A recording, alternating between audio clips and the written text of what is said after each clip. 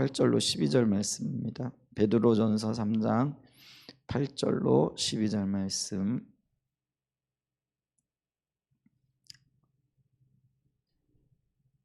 같이 한번 읽습니다. 같이 읽습니다. 마지막으로 말하노니 너희가 다 마음을 같이하여 동정하며 형제를 사랑하며 불쌍히 여기며 겸손하며 악을 악으로 욕을 욕으로 갚지 말고 도리어 복을 빌라.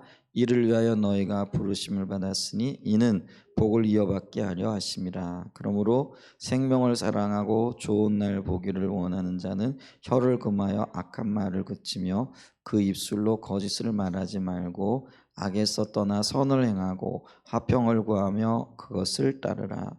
주의 눈은 의인을 향하시고 그의 귀는 의인의 간구에 기울이시되 주의 얼굴은 악행하는 자들을 대하시느니라 하였느니라. 아멘. 수요일날 저녁에 우리가 성품에 대해서 쭉 살펴보고 있죠. 뭐 성품이라는 게 다른 말로 얘기하면 인품, 인격 뭐 이렇게 얘기를 하는데, 그럼 우리가 어떻게 인격적으로 자라날 것인가? 그럼 왜 인격적으로 자라나야 되느냐 했을 때에 우리가 그리스도의 자녀요, 또 하나님의 의로운 성품을 가진 자들이잖아요. 그렇기 때문에 하나님의 자녀로서 또 의로운 자로 부름을 받았기 때문에 우리의 성품이 주님 앞에서 빚어져 가야 된다라는 거죠. 그래서 성품이 빚어져 가야 되는 영역에 있어서 내적인 것들도 이렇게 있을 수가 있죠. 뭐 마음가짐도 그렇고요. 근데 이제 그런 것들이 이제 바깥으로 드러나는 것들과 관련되어져서 이제 그게 말이라 이렇게 얘기를 했잖아요. 이제 그러면서 지난 주간에 우리가 성품과 언어 생활에 대해서 좀 이렇게 살펴봤는데, 결국은 우리의 마음에 있는 것들이 바깥으로 나오는 것이 말이죠. 그래서 우리는 말을 보고 그 사람의 내적인 상태가 어떤가 이런 것들을 다는 아닐 거예요. 우리가 왜냐하면 뭐 말할 때 마음에 없는 말을 하기도 하고 뭐 이렇긴 하지만은, 근데 이제 대부분은 한 90% 정도는 우리 마음에 있는 것들이 바깥으로 쏟아져 나오는 게 말이잖아요. 그래서 우리가 이 말을 보게 되어지면 저 사람의 어떤 영적인 상태 혹은 내적인 어떤 상태, 뭐 그리고 어떤 성숙의 정도 뭐 이런 것들을 좀 볼 수 있지 않을까 이렇게 싶죠. 그래서 우리가 말을 굉장히 조심해야 될 뿐만 아니라 이 말의 영역에 있어서 자라나는 것이 필요하다라는 이제 그 부분들을 좀 나눴고요. 그랬을 때, 왜냐하면 이 말에는 어떤 면에서는 영적인 힘이 있는 것을 보게 되어지죠. 그래서 우리가 이게 세치밖에 안 되는 이 혓바닥이 어떤 면에서는 뭐 사람을 살리기도 하고 죽이기도 하는 그런 강력한 영향력을 가지고 있다 이렇게 얘기를 했잖아요. 그러면서 우리가 야고보서에 나와 있는, 예를 들면은 뭐 작은 불이 온 산을 우리 불씨가 온 산을 다 사르는 것 보죠. 그 다음에 배 같은 경우에도 조그만 키 있잖아요. 돌리는 거 있잖아요. 운전대 같은 거. 그런 게 큰 배를 끌고 가는 거죠. 말도 그러죠. 말이 굉장히 힘이 센데 입에 재갈을 물려놓고 그걸로 속도 조절도 하고 오른쪽으로 왼쪽으로 이렇게 움직이잖아요. 근데 우리의 인생에서 말이 그런 역할을 한다라는 거죠. 그렇기 때문에 말은 반드시 통제되어져야 된다라는, 우리가 그런 얘기를 이렇게 나눴잖아요. 그러면서 말을 통제할 때 그럼 어떤 말을 통제해야 되느냐, 특별히 이게 있잖아요. 부정적인 말, 또 저주에 가까운 말들, 그리고 남을 험담하는 말들, 분노를 쏟아내는 말들. 근데 이게 분노를 쏟아내는 것들이 어떤 때는요 속이 시원한 것 같아요. 근데 그로 인한 부정적인 영향이 돌고 돌아 결국 내게로 오는 것을 보게 되어지는 거죠. 특별히 우리 아이들에게 그 엄마가 이게 분노를 섞어가지고, 그러니까 이제 제가 이제 그런 생각을 해보는데, 이게 뭐냐면은 나도 그 나이 때는 굉장히 아마 부족했을 거예요. 근데 어른의 관점에서 아이를 이렇게 볼 때 아이가 너무 미숙해 보이는 거죠. 답답해 보이기도 하고. 그러니까 이제 부모 입장에서 아이를 이렇게 안타까운 마음이 섞여 있겠지만은 그 안타까운 마음을 사랑으로 풀어나가야 되는데, 긍정적으로 풀어나가야 되는데 부정적인 말로 이렇게 풀어나갈 때가 굉장히 많잖아요. 그러면서 이제 아이들을 향해서 부모가 저주하는 말을 참 많이 했어요. 특별히 한국 문화 속에서는요 그게 그런 게 많았어요. 왜냐하면은 부모들이 사는 게 참 팍팍했거든요. 요즘은 그래도 뭐 경제적으로는 먹고는 살잖아요. 근데 우리 자랄 때 그 이전 세대만 해도 하루 3끼 밥 먹는 것이 너무나 힘든 때였어요. 어떤 분들은 뭐 그 3끼 밥뿐만 아니라 뭐 하루에 한 끼 먹기도 힘들었고요. 요즘도 가끔 제가 가슴이 이렇게 아리는 게 있는데 하루 3끼를 다 라면으로 때우는 아이들도 있더라고요. 그것도 모자라 가지고 동생하고 하나 이렇게 끓여 가지고 나눠 먹는 아이들이 있죠. 요즘도 그렇게 있을까? 있더라고요. 물론 이제 국가에서 잘 돌보긴 하는데 그런데 이 국가의 돌봄에서도 사각지대에 선 아이들이 있더라고요. 근데 그런 걸 이렇게 보면은 참 마음이 짠하기도 한데요. 이게 부모 입장에서도요. 이게 뭐 애들 우리 부모들은 아이들 많이 낳잖아요. 우리야 뭐 지금 한둘 밖에 안 낳지만 우리 부모 세대만 해도 5-6명은 기본이었거든요.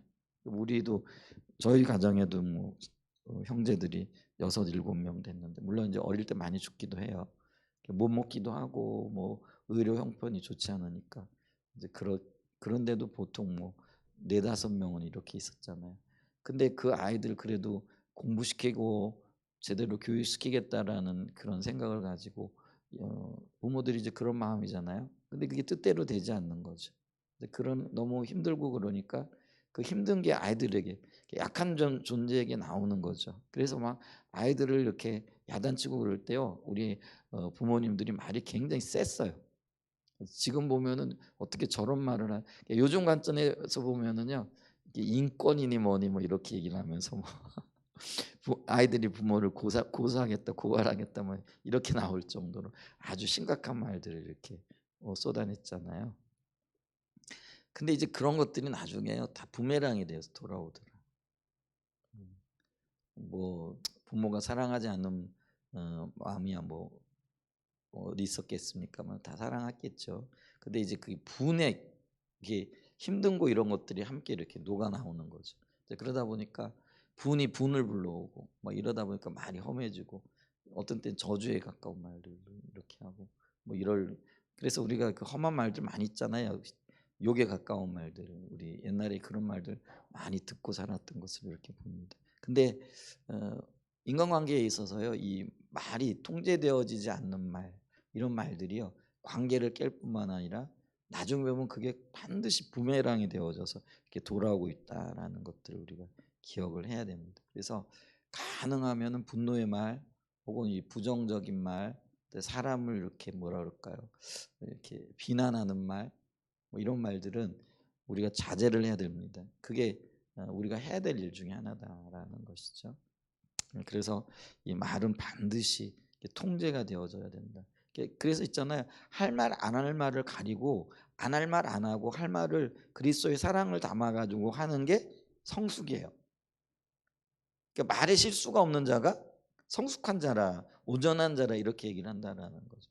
그러니까 그리스도인들은 어쩌면은 이게 온전한 그리스도의 성품을 닮아간다라고 했을 때 그게 말에서 실수가 점점 줄어드는 거예요. 그러니까 우리가 뭐 늘 실수하고 살지만은 이걸 의식하고 있게 되어지면은 이 말을 할 때 이 말을 우리가 조금 더 조심하게 되어지는 거죠. 그리고 말을 할 때 거기에다가 그리스도의 사랑을 담아 전하는 거예요.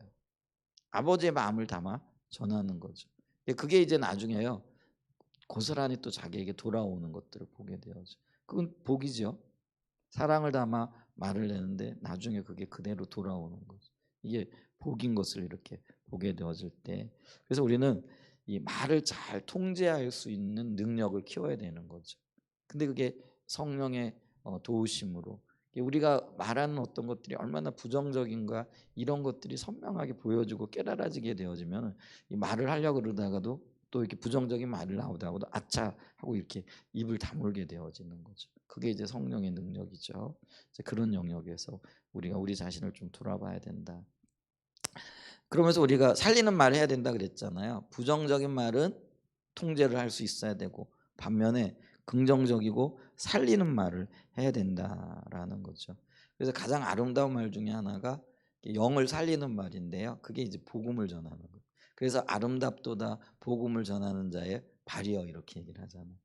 그래서 우리가 달려가 가지고 뭐 복음을 전하는데 이 복음이 뭐예요?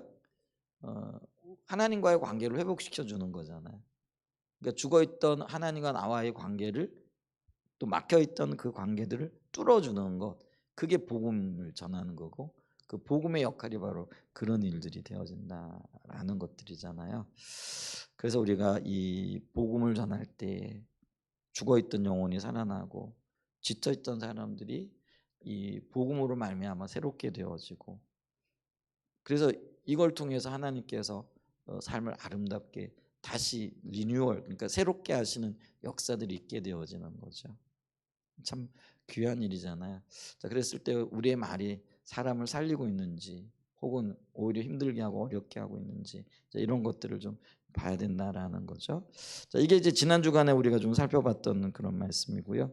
이제 그러면서 부정적인 말이 한 사람의 일생을 어떻게 망가뜨리는가 했을 때, 신창원 얘기 제가 했잖아요. 신창원 그러면 우리가 대도라고 그러지는 사람이잖아요.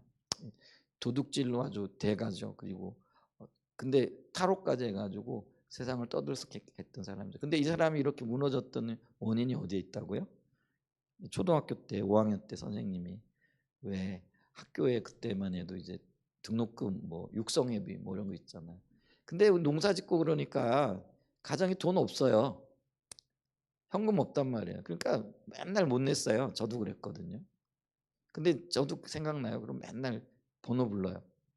그래가지고 어떤 때는 나머지 청소도 하고 뭐 이래. 돈 못 냈다고, 돈 없는 것도 서러운데 돈 안 냈다고 남아가지고 청소하고 혼나고 뭐 이랬던 기억이 나요. 근데 그런 게 여사였던 것 같아요. 근데 이제 요 선생님은 조금 더 이렇게 더 나빴던 것 같아요. 뭐 나빴다기보다도 그런지 인격적으로 성숙이 안 됐든지 뭐 이렇게 되어지는 건지. 그래서 그게 있잖아요. 이분이 이제 나중에 그 자기가 이렇게 되어진 원인들, 뭐 그게 다는 아니겠지만은 큰 원인을 자기가 글로 표현한 게는 뭐냐, 뭐야 이렇게 뭐 욕을 하면서 쌍욕을 했겠죠. 돈 안 가져왔는데 뭐하러 학교가, 빨리 꺼져. 이 아이 얼마나 예민할 때요, 그죠? 근데 이 아이가 이 얘기를 듣고요, 그 뭐라고 했냐면, 그 얘기를 들으면서 내 마음에 악마가 생겼다라는 거. 그러니까 사람에 대한 원망, 돈에 대한 원망, 뭐 이게 또 부모에 대한 원망, 뭐 이런 것들. 이제 그러면서 악밖에 남지 않는 거죠. 이제 그러면서 그때부터 남의 물건 훔치고, 이제 그게 바늘도둑이 소도둑 된다고. 처음부터 뭐 그랬겠어요? 이제 그러면서 나중에는 탈옥도 하게 되어지고, 이 말 한마디가 다른 사람의 인생을, 그것도 교육자가 엄청나게. 요즘 참 마음이 아픈 일이, 대전에서 그런 일이 있었잖아요. 하늘양이라고 그러는 것 같은데, 아마 이게 기독교 아이인가 봐요. 예수 믿는 아이인 것 같은데, 그, 그 선생님이 그 아이를 이렇게 칼로 찔러가지고 참 우울증 걸렸. 뭐 그걸 뭐라고 얘기하기도 그렇고, 근데 이제 그런 것들이 방치되어져 있어서 다른 사람의 인생에까지 수많은 영향을 미치잖아요. 이 아이 부모들은 평생을 온전하게 살아가겠느냐고. 참 이런 일들이 일어나는데, 참 이게 다른 사람의 인생에 정말 부정적인 악한 영향력을 미친 이 말 한마디, 또 행동 하나, 이런 것들이 얼마나 이렇게 우리가 좀 통제하지 못했기 때문에, 뭐 우리가 통제할 수 있는 건 아니에요. 성령께서 도와주셔야 되는 영역이긴 하지만은, 근데 이게 우리의 마음가짐과도 굉장히 소중하다라는 거죠.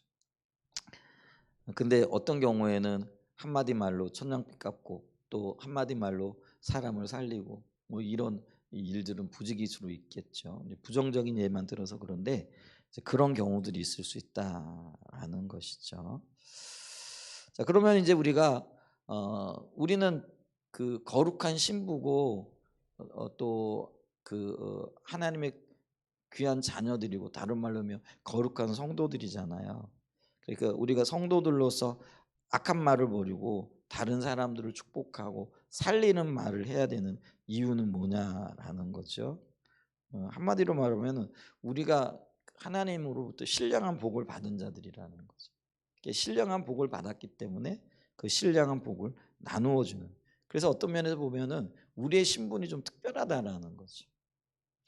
원래 이렇게 특별한 신분, 또 특별한 어떤 임무가 맡겨진 사람들은 어떤 면에서 보게 되어지면은요, 책임과 어떤 면에서는 그 의무가 더 훨씬 큰 걸 이렇게 보죠.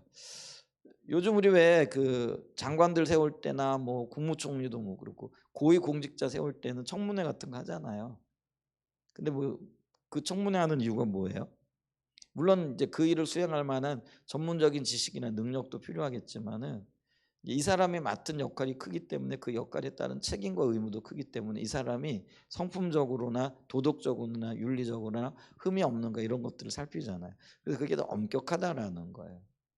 그러면 아까 제가 말씀드렸듯이 고위공직자들 뭐 대한민국에서는 몇 프로 안에 드는 사람들이기 때문에 그 책임과 의무가 더 따르듯이 하늘나라 관점에서 보게 되어지면 우리는 거룩한 성도고 또 우리가 베드로전서에 보면은 뭐라고 얘기해요? 특별한 소유, 그죠? 그 다음에 거룩한 제사장, 뭐죠? 어, 나라, 하나님의 나라 이렇게 얘기를 하잖아요. 그렇기 때문에 특별한 신분을 부여받은 사람들이라는 거죠. 이제 그렇기 때문에 어떤 의미에서 보게 되어지면은 우리가 더 큰 책임과 의무감을 인식하고 있어야 된다라는 거죠. 그래서 우리가 말을 자제하고 또 이게 어떤 면에 부정적인 말, 악한 말을 버리고 다른 사람들을 축복하고 세워야 할 이유가 바로 우리의 신분과 굉장히 밀접한 연관이 되어져 있다라는 거죠. 그래서 성도가 뭐예요? 거룩한 무리라는 그런 의미죠. 그래서 이 성도들은 다른 말로 얘기하면은 새로운 신분이죠.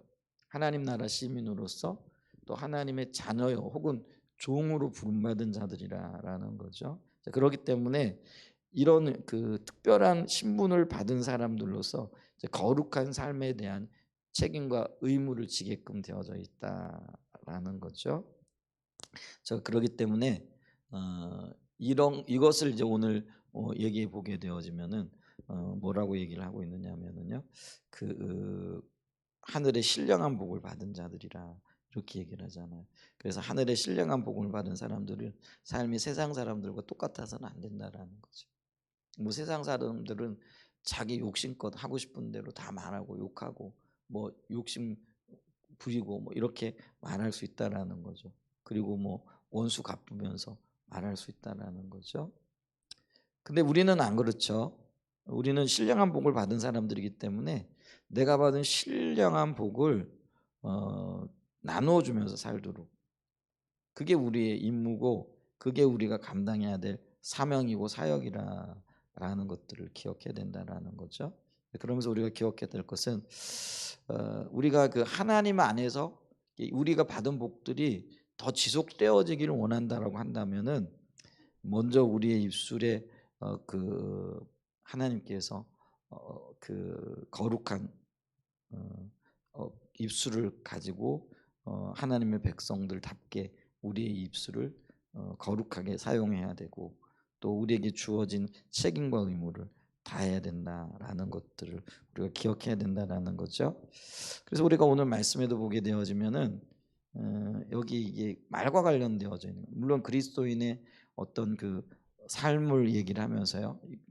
8절에 이렇게 보죠. 마지막으로 이렇게 여러 가지 이렇게 얘기를 해요. 뭐 관계들도 얘기를 하고요. 이제 그러면서 마지막으로 말하노니 너희가 다 마음을 같이하여 동정하며 형제를 사랑하며 불쌍히 여기며 겸손하며 악을 악으로 욕을 욕으로 갚지 말고 도리어 복을 빌라. 이게 이제 신령한 복을 받은 자들이 나눠야 할 복을 얘기를 하는 거죠. 근데 여기 보면 어떻게 하라는 거예요? 서로 동정하라는 거예요. 불쌍히 여기라는 거예요. 근데 이게 주님의 마음이잖아요. 주님의 마음을 가지고요. 이렇게 뭐라고 옆에 있는 사람을 이렇게 쳐다보면은요 불쌍해 보여요. 제가 가끔 가다가 잠자다가 이렇게 일어나 가지고요 제 안에 이렇게 얼굴을 볼 때가 있어요. 그러면 어떤 때 좀 짠한 생각도 들고요, 불쌍한 생각도 들고요. 그런 생각이 들더라고요. 여러분은 안 그러세요? 저 사람이 나를 만나 가지고 고생이 많네. 뭐 나를 안 만났다라면은 뭐 더 훨씬 더 나았을 텐데 뭐 이런 생각도 해보기도 하고 뭐 못했을 수도 있겠죠. 그건 모르는 일이지만은 이제 그런 어떤 생각을 이렇게 들고요. 주름도 좀 많이 늘었네. 뭐 야 어떻게 벌써 저렇게 얼굴이 이렇게 이제 뭐 그쵸 좀 주름도 좀 들고 옛날과는 좀 달라졌잖아요. 이렇게 만져보면은 옛날에는 좀 보들보들했는데 지금은 좀 거칠거칠해지기도 하고 뭐 이런 것들이 느껴지잖아요. 근데 이제 그때는 이제 주님의 마음이 부어진 거고요. 어떨 때 화가 날 때는요. 더 이렇게 성질이 날 때가 또 있지만은 그렇잖아요. 이렇게 주님의 마음이 부어지면은 불쌍히 여겨지는 거예요. 참 저 사람이 나를 만나서 고생이 많네. 그쵸? 근데 그게 거꾸로 되어지면 내가 저 사람 때문에 내가 저 사람을 만나 가지고 내가 고생이 많네. 이렇게 되어지는데요. 주님의 마음이 부어져야 돼요. 불쌍히 서로 불쌍히 여기고 인자하게 여기는 마음이 있어야 된다는 거죠. 그래서 그런 마음으로요 우리 자녀들을 보고 이웃들을 보고 또 이렇게 되어지면은요 불쌍히 여겨지죠. 음, 그런 마음이 생겨요. 근데 이제 이런 마음이 없을 때는 보면은요 그게 뭐냐면은 이제 없는 것만 보여져요. 그러니까 우리 아이들을 이렇게 보면은 가끔가다 이제 그런 생각이 드는 거죠. 쟤는 뭐 이것도 없고 저것도 없고 뭐 좀 다른 말로 얘기하면 지혜도 없고 깡다구도 없고 뭐도 없고 뭐 한번 해보고자 하는 열정도 없고 뭐 이제 이런 것들이 이렇게 보여지기도 하잖아요. 근데 그게 이제 주님의 마음이 사라졌을 때 그런 마음이 생기는 거죠. 근데 하나님의 마음을 가지고 되면은 그게 불쌍히 보여지고 그래서 더 기도해야 되겠네. 더 하나님 은혜가 필요하네. 이런 생각들을 하잖아요. 그래서 이제 여기 불쌍히 여기고 겸손하고 악을 악으로 욕을 욕으로 갚지 말고 어떻게 하라고요? 도리어 이게 이깁니다. 악을 행하는 그 사람, 내게 욕을 퍼부어대는 그 사람, 그게 이제 그대로 돌려주면 그게 뭐예요? 세상 삶의 법칙이잖아요. 근데 이제 사람의 악한 마음에는 뭐가 있느냐면요. 내가 하나 돌려받았으면 하나도 돌려주는 거로 그치지 않아요. 우리는요. 하나를 받잖아요. 그러면은 둘을 돌려주고자 하는 마음이 있거든요. 이제 그래서 우리가 구약 성경에 보면은 이는 이로 눈은 눈으로 뭐 이렇게 얘기를 하잖아요. 근데 그게요. 우리가 이게 잘 이해를 해야 되는 게 뭐냐면은요. 잘못한 거 그대로 갚아주라는 그런 의미가 아니라요. 한 사람이 잘못했는데 두 배로 갚지 말라는 게 그게 악한 성품에 우리 그게 있다라는 거예요. 저 사람이 하나 잘못하잖아요. 그러면 화가 나고 뭐 이러면은요. 배로 갚아주는 거예요. 근데 그게 더 큰 비극을 불러온다라는 거예요. 그래서 사람의 악함을 아셨기 때문에 하나님이 내게 하나를 잘못했는데 그냥 하나 잘못한 거 그거까지만 갚아주라는 거예요. 두 배로 세 배로 갚지 말라는 거예요. 근데 신약으로 넘어오게 되어지면은 하나님의 사랑을 더 알게 되어지고 하나님 은혜를 베푸시면 어떻게 하라는 거예요? 내게 악을 베푸는데 그 악도 갚지 말라는 거예요. 그냥 용서하라는 거예요. 그래서 그게 산상복음의 삶이잖아요. 그게 초대교회 성도들의 삶이었던 것들을 이렇게 보게 되잖아요.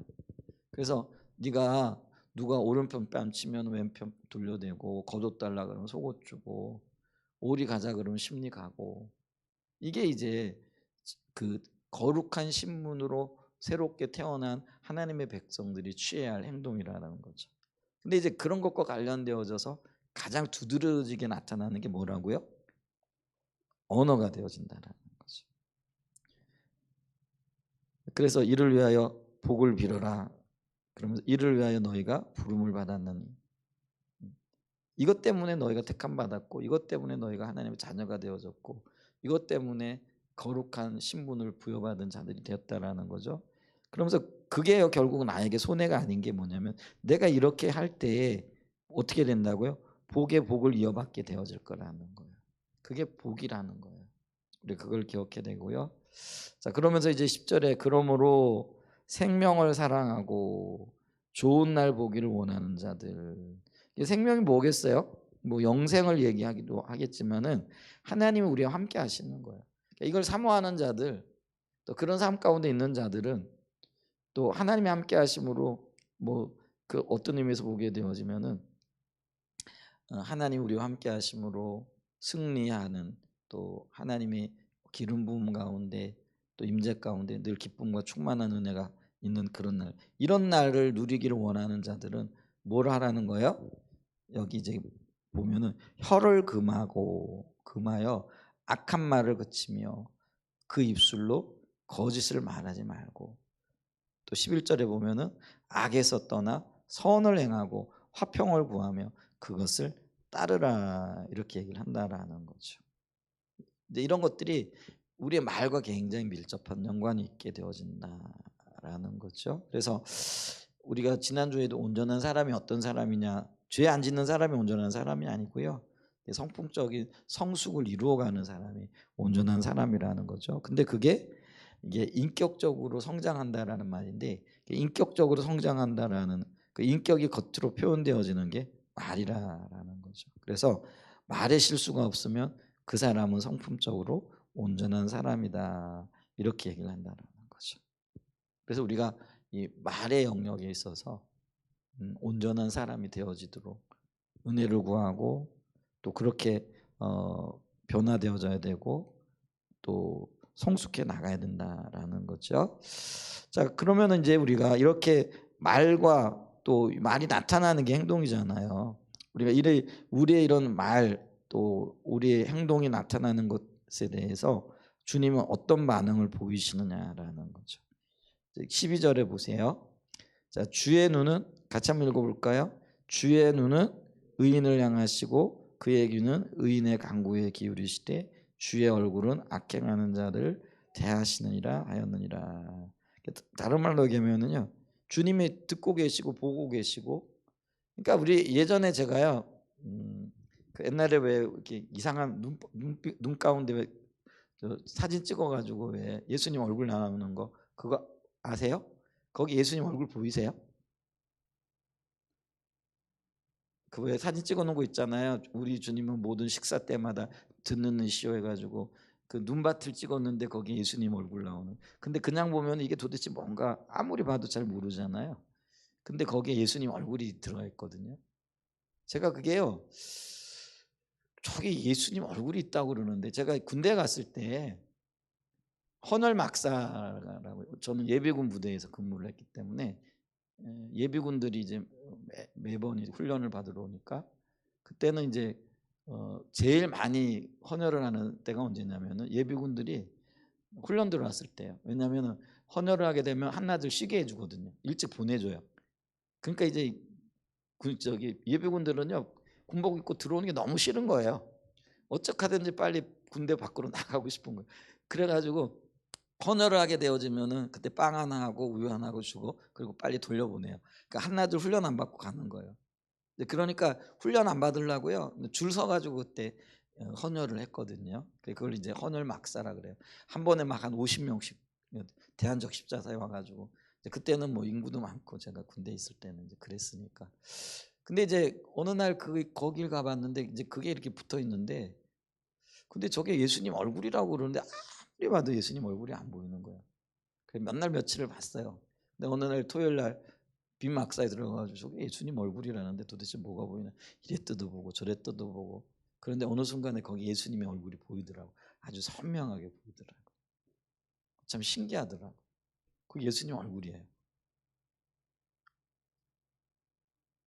근데 제가 지금 뭘 얘기하느냐면 그 예수님은요, 그 문구가 아주 재미있어요. 우리의 모든 대화를 들으시는 분이고 우리의 모든 식사 때마다 함께 하시는 분이고 우리의 모든 삶을 보고 계신 분이라는 거죠. 그냥 눈밭인 것 같고요, 아무것도 없는 것 같은데 그곳에 주님은 계신 거예요. 여기 아무것도 안 보이는 것 같아요. 근데 그곳에 주님이 계시다라는 거예요. 이런 거 생각하면 여러분 경각심을 가져야 돼요. 막 우리 막 화가 나가지고 막 퍼부을 때 있잖아요. 부부싸움 할 때 막 꼭지 돌아가죠. 그럼 할 말 안 할 말 막 하잖아요. 저도 가끔 이제 심한 말 하게 될 때가 있더라고요. 지금은 굉장히 덜해요. 근데 요즘도 근데 가끔 그럴 때가 있지만, 그렇다고 저희 부부가 자주 싸우는 것도 아니고요. 정말 뭐 몇 년에 한 번씩 아니면 이렇게 싸우는데, 근데 화가 나게 되어지면 막 험한 말 하는 거죠. 이렇게 험한 말이 뭐 사람마다 정도가 다르겠지만 이제 제가 느낄 때는 이제 험한 말을 하는 거죠. 그리고 이제 후회를 하긴 하는데, 근데 이제 문제는 뭐냐면은요, 내가 그렇게 막 기분이 안 좋아가지고 말을 할 그때에도 주님은 보고 계시다는, 말없이 듣고 계시다는. 근데 그게 말이 지금 이 말이에요. 어떤 말이에요?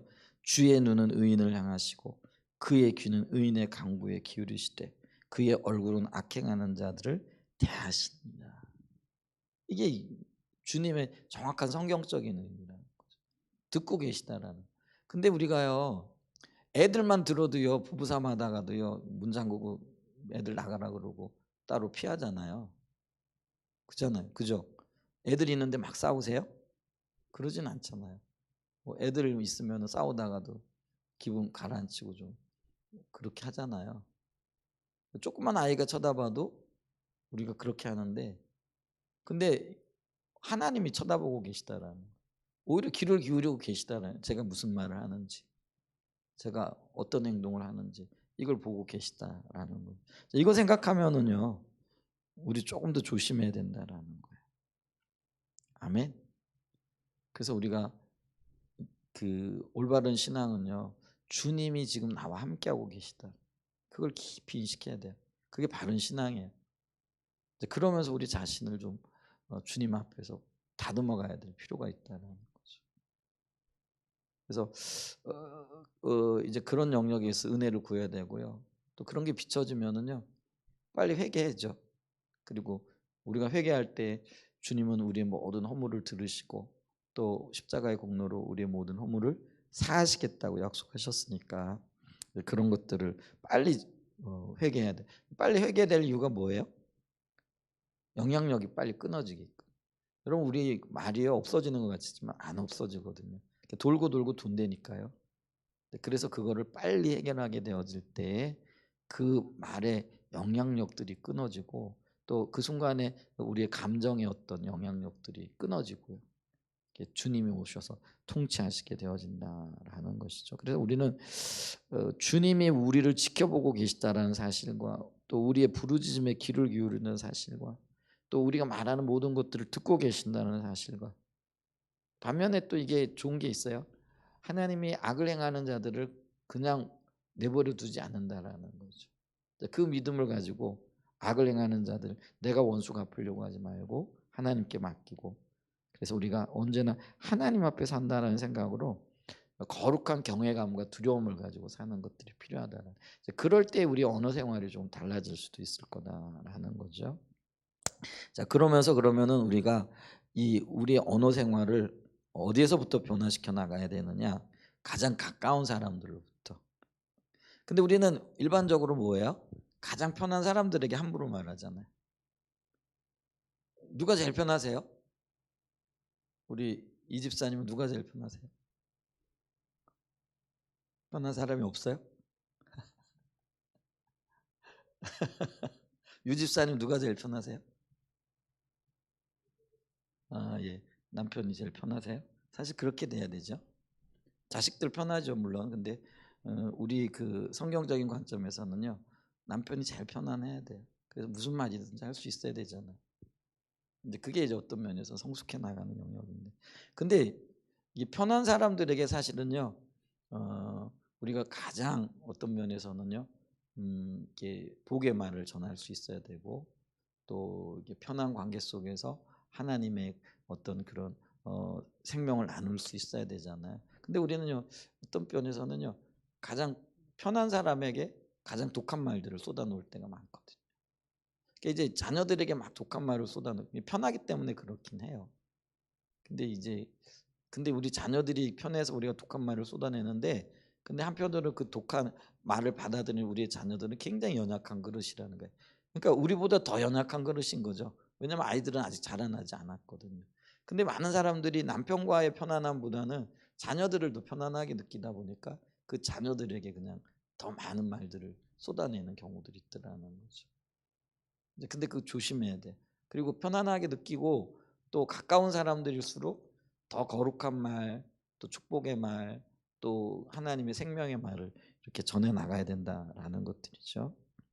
그러니까 우리가 이렇게 말을 하게 되어지면은 마치 연못에 돌 던지면은 돌 맞은 연못이 물결이 그냥 사방으로 퍼져 나가듯이 그 말의 영향력들이 이렇게 점점 퍼져 나가게 되어지죠. 그래서 축복의 말도요, 가까운 사람부터 이렇게 전하고 그 가까운 사람들로부터 퍼져나가게 해야 된다라는 거죠. 그래서 가장 먼저 내가 편안한 사람들로부터 좀 실천을 해보시기 바랍니다. 그래서 축복의 말로 또 성숙한 언어로 또 생명의 말로 특별히 복음을 담고 하나님의 말씀이 생명이잖아요. 이 말씀을 좀 나누고 뭐 이렇게 되어질 때에 그 생명의 말이 복의 말이 나로부터 시작해서 가장 가까운 사람들 그리고 또 점점 더 퍼져나가게 되어지면서 하나님의 놀라운 역사들 열매들이 이렇게 맺혀지게 되어지는 것들을 이렇게 보죠. 여러분 이게 그 말 그리고 우리가 베푸는 친절이 참 놀라운 역사가 있어요. 아까는 제가 부정적인 얘기를 했는데 긍정적인 얘기를 좀 하게 되어지면은 우리가 왜 앤셀러번이라고 들어보셨어요? 많이 들어보셨을 거예요. 왜 헬런 켈러라고 하는 사람 있잖아요. 그 삼중 그 장애를 가지고 있었죠. 그 못 보고 못 듣고 말 못하는. 그런데 말 삼중 언어를 가지고 있는 헬렌 켈러를 잘 이렇게 지도해 가지고 위인책에도 기록되어질 만큼 잘 이끈 사람이 앤 셀리번인데요. 근데 원래 이 앤 셀리번이 어떤 사람이었느냐면요. 어머니 없이 아버지 밑에서 자랐어요. 근데 이 아버지가 어떤 사람이냐면 알코올 중독자였다라는 거죠. 그러니까 힘겹게 살아가다가 어린 시절에 정신병 질환에 걸리게 되어지죠.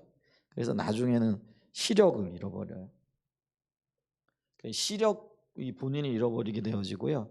그래서 이제 보스턴 한 지하 병원에서 지하 그 병동에서 격리 수용을 받죠. 그러니까 뭐 어린 소녀가 얼마나 답답해서 보이지 않지, 뭐 정신질환은 있지, 그러니까 매일 소리 지르고 뭐 이런 게 일이었더라는 거죠. 그래서 자살 시도를 하게 되어지고, 그래서 그 병원의 문제아였다라는 거죠. 굉장히 골치 아픈 환자 중에 하나였다라는 거죠. 근데 그때 그 병원에 연세가 많이 드신 간호사 한 분이 계셨어요. 근데 이게 로라라는 분인데요. 이분이 내가 저 아이를 좀 돌봐주겠다고 이렇게 나서게 되어지고요. 친절과 따뜻한 말로 이 아이를 돌보기 시작을 하는 거죠. 시간이 많이 걸렸어요. 한 2년 후에 이 로라의 보살핌으로 이 앤 셀러번이 정신질환을 치유받게 되어지는 거죠. 그리고 이제 정상으로 돌아왔다는 판정을 받고 파킨스라는 그 시각 장애인 학교에 들어가게 되어지는 거죠. 그래서 거기서 공부하다가 예수님을 만나게 되어져요. 교회를 다니면서 이제 그 웃음을 되찾게 되어지는 거죠. 놀라운 일이죠. 로라라는 한 할머니 간호사의 친절과 따뜻한 말과 사랑의 말이 엄청난 영향력을 미치게 되어지죠. 그러면서 그때 한 신문사의 도움으로 개안 수술을 받게 되어져요. 시력을 잃었는데 다행히 이 시력은 어떤 신경 손상을 조금만 치유해 주면은 회복되어질 수 있는 이제 그런 거였나 봐요. 그래서 눈을 뜨게 되어져요. 시력을 회복하게 되어지는 그런 일들이 있죠. 그러면서 새로운 인생을 살기 시작하면서 이제 장성해지면서 누구를 돌보게 되어지느냐면 헬렌 켈러를 돌보게 되어지는 거죠. 근데 여러분 보세요. 장애인을 돌본다는 게 쉬웠겠어요? 그것도 삼중 장애인 거죠.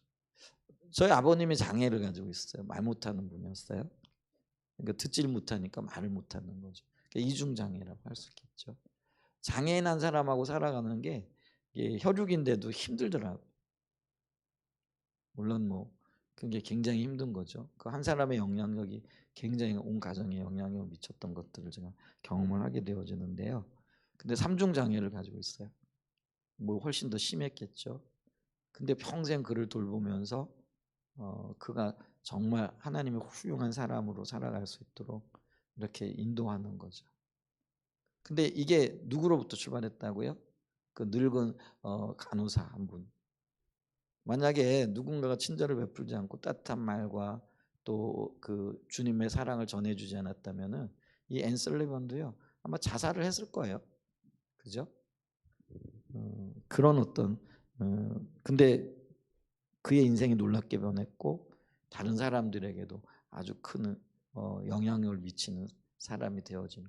우리 앤 셀리번 얘기를 들었는데 헬렌 켈러를 돌봤다는데 그분이 이런 어떤 배경에서 회복되어졌다라는 건 처음 듣죠. 저도 오늘 이게 책을 읽다 보니까 그 얘기가 이렇게 있더라고요. 그러면서 한 여인을 돌봤던 한 어린 소녀를 정신질환을 앓고 있는 소녀를 따뜻한 말로 또 주님의 사랑으로 전했던 그 할머니 간호사의 영향력이 얼마나 큰가. 한 사람의 친절이, 한 사람의 따뜻한 말이, 근데 그때 그게 이제 지속적이어야 되죠. 우리 한두 번은 친절을 베풀 수 있어요. 근데 2년이나 넘게, 그게 참 쉽지 않아요. 우리가요, 이게 남편을 보거나 아내를 볼 때 한두 번은 야 내가 주님의 마음으로 돌봐야지, 그게 그럴 수 있어요. 근데 그게 지속성을 가지기가 참 쉽지 않아요. 그러기 위해서 우리가 어떻게 해야 돼요? 주님의 은혜가 필요하고요. 뭐 별거 없어요. 다시 그냥 주님 찾는 거예요. 제가 월요일 날 이번에 그 지방회를 다녀왔어요. 근데 그 지방회 목사님 설교를 하면서 그 얘기를 하더라고요. 근데 새삼스럽게 그 얘기가 굉장히 충격적으로 들리는 거예요. 예수는 죽을 각오로 믿는 거라고 그러더라고요. 그게 당연한 얘기잖아요. 근데 그게 굉장히 충격적으로 이렇게 들려오더라고요. 왜냐하면 저는 예수를 믿는데 살려고 예수 믿었지 죽을 각오로 예수 믿지는 않았던 것 같아요. 아니 당연히 죽어야 된다라고 생각을 하는데 일상생활에서, 그러니까 내가 살려고 하니까 힘든 거예요. 내가 살려고 하니까 뭐 사람도 힘들고 환경도 힘들고 이것도 힘들고 저것도 힘든 거죠. 근데 내가 죽으려고 하면은요 오히려 그런 것들이 더 고마운 거죠. 오히려 그런 것들이 감사거리가 되어지는 거죠. 근데 우리 맞더라고요. 우리 살려고 예수 믿는 거 아니잖아요. 죽으려고 예수 믿는 거죠. 그럼 우리가 죽으려고 예수 믿게 되어지면은 우리 살리는 분은 하나님이니까 그냥 그건 하나님 앞에 맡겨드리고 우리는 우리 본연의 자리로 들어가면 돼요. 아멘. 그래서 그 얘기를 들으면서 그렇지, 내가 잊어버렸지. 요즘 제가요 소위 얘기를 해서 본질을 추구하지 않는 분들 이제 지난 주간에 제가 총회 행사에 다녀왔잖아요. 그러면서 지난번에 제가 얘기했잖아요. 뭐 열정을 잃어버린 거죠. 뭐예요? 초심, 열심, 그다음에 디심, 뭐 이야기를 들으면서 그래, 그것도 그래. 근데 이게 거죠. 우리가 살려고 하니까 여전히 살아 있는 거죠. 그러니까 신앙생활이 힘들게 느껴져요. 근데 우리가 죽어야 돼요. 예수 믿는 거는요, 죽을 각오로 믿는 거죠. 그게 맞아요, 그죠? 근데 그런 어떤 의미들, 그런 어떤 메시지들이 사라져 버린 거죠, 우리 가운데. 내가 죽어야 돼요. 예수 믿는다는 건 내가 십자가에서 내가 죽는 거예요. 그럴 때 정말로 살게 되어지는 역사가 있게 되어지는 거죠. 그리고 이런 죽은 자들을 통해서 하나님은 놀라운 생명을 일으키는 거예요. 여기 등장하는 앤 셀리번도 그렇고요. 그래서 우리가요 십자가에서 우리를 죽여야 돼요. 그래야 우리가 성격적으로, 성품적으로, 인격적으로 주님이 우리를 새롭게 하실 수 있는 거예요. 안 죽었는데 어떻게 새롭게 하겠느냐라는 거죠. 이제 그럴 때 우리의 죽음이 새롭게 나타나는 게 그게 언어 생활을 통해서 나타난다는 거죠. 그래서 우리가 거룩한 신분을 가진 자로서 우리의 언어 생활부터 좀 점검을 해보고 내가 주 안에서 죽어야 되겠구나. 그럴 때 주님께서 우리의 언어를 변화시켜 가시고 성품적으로 우리를 더 성숙시켜 가시는 은혜가 있게 되어질 줄 믿습니다. 그래서 이 성품의 영역에 있어서 언어 생활에 있어서 더 자라나는 은혜가 있기를 예수님의 이름으로 간절히 축복하고 축원드립니다. 아멘.